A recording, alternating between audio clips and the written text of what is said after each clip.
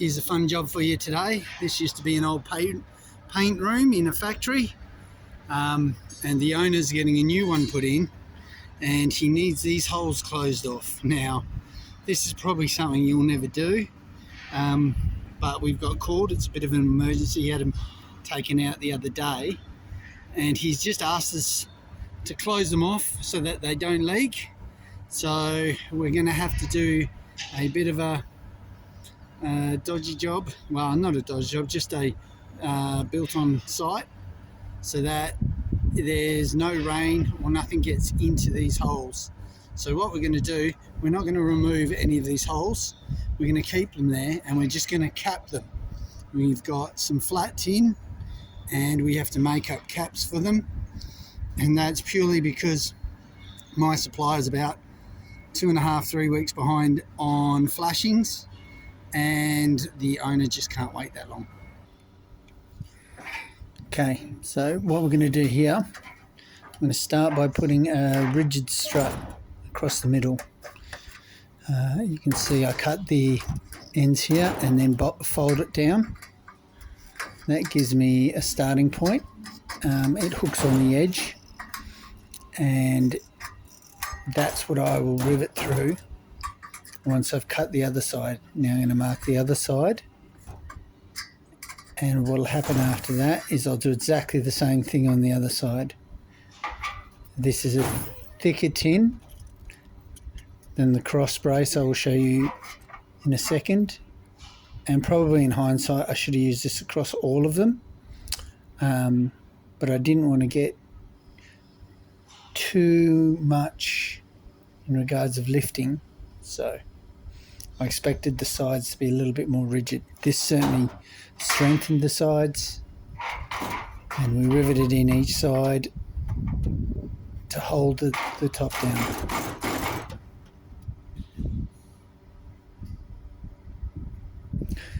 Then we're going to go with a smaller strap to go across the top. Now this is a thinner gauge strap, and it's easy to cut. I'm going to cut it down, and I cut a little V in it, which allowed me to clip it on the edges and get the exact length. So we're still using the rigidity of the main strut here. Drill it in both sides, put the rivets in,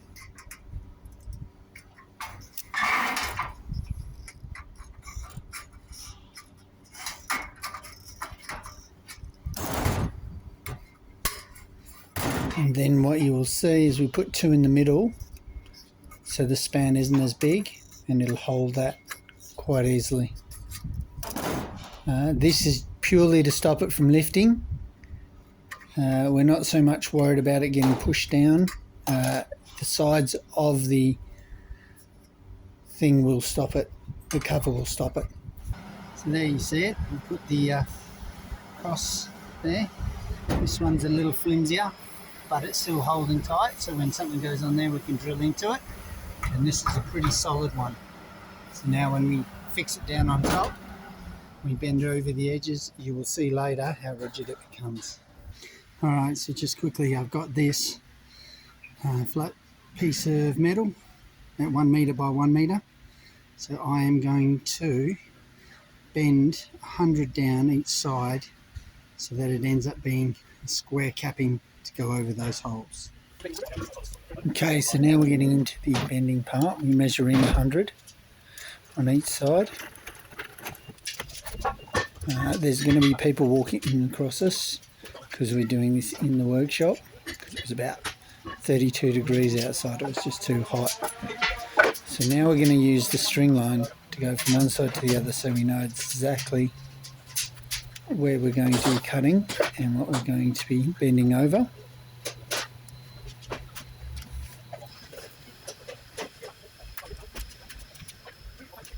And once that's done, we're just going to cut 2 sides and where the laps are going to go. So you can see we cut down, and then that is going to be a lap. And you'll see later how they all work in.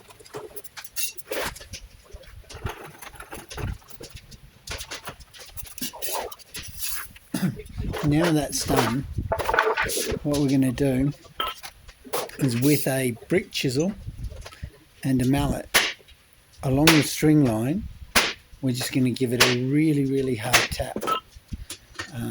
What we're doing is we're creating a weak point in the metal so it bends on that line.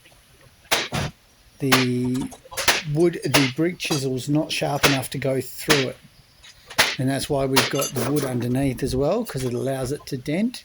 You can see on the sides there it's starting to fold up already, so we're going to do that to all four sides.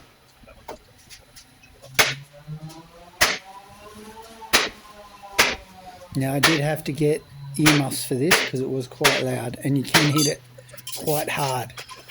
So now that we've done all four sides, we're going to put it down, and we're going to use the piece of wood, which was a 90 by 45 timber, and we're just going to bend it on that stressed point that we've used. It won't bend right up, and you'll see we finish it off with our hands. Just bring it back to being really nice and square. We're going to bend up those corners, and we're going to do it again. We're going to go all the way around the piece of tin to create a nice flashing.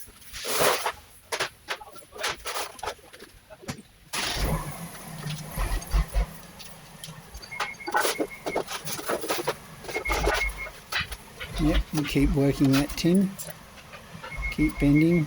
We're using the duck bills to bend the tags so they're nice and square, because we've got those marked as well from the string line. So now, finishing this side off. Once we finish the side off, we're going to grab the drill and riveter.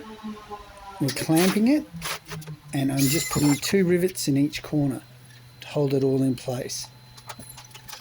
And what that does, that bend, 100mm bend, it just strengthens that tin. If you were to just put that tin on, it would be too flimsy, and you'd get massive vibrations. It would wobble all over the place, and it would probably go flying, to be perfectly honest with you. The 100mm sides also give you a cap, so now the water can't get in and under the flanges that are already there. So we're going to finish this off and do the last one, and then we're just going to lift it up and tap the corners around. You'll see that in a second. There you go. And as we do that, we are good to go. Okay, and now just to install them, please excuse the glare. It's really glary up here. So all we're going to do is inside those corners, we're going to seal up inside those corners, and then what we're going to do is put a nice fit with the silicone across those pieces of tin, just screw down into them. So I'll show you that finished. Now I've got a hand hold everything up here, so you may not get to see it.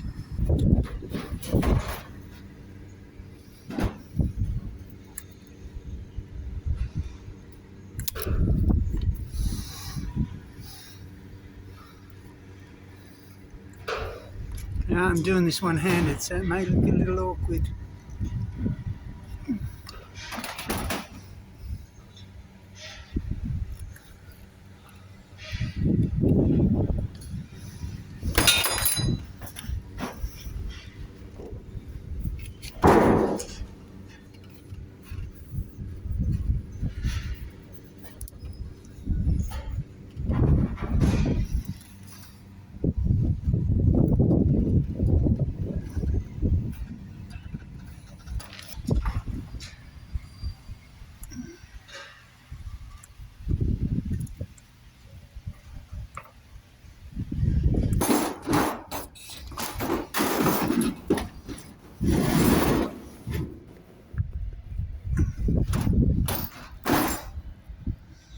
There you go. Okay, that's all we're doing, is we're just putting it over like that. We've got the silicone on metal. We're going to line it up and screw it in. So there he is, all screwed in, cross pattern. So we've got the ones underneath, and if you want to know how you find those, if you have a look down the side there, we have a pencil mark on that side as to where they are. I don't know if you can see that, there he is. And there's one over there, so you just line them up and screw it that way. Plenty of screws to hold it down. And there you go, Bob's your uncle. It's all done. So if you like this, please subscribe. I can't see a lot of you guys ever doing this, but subscribe and I'll see if I can't show you some other nifty tricks as we go along. Alright, until next time, see you then.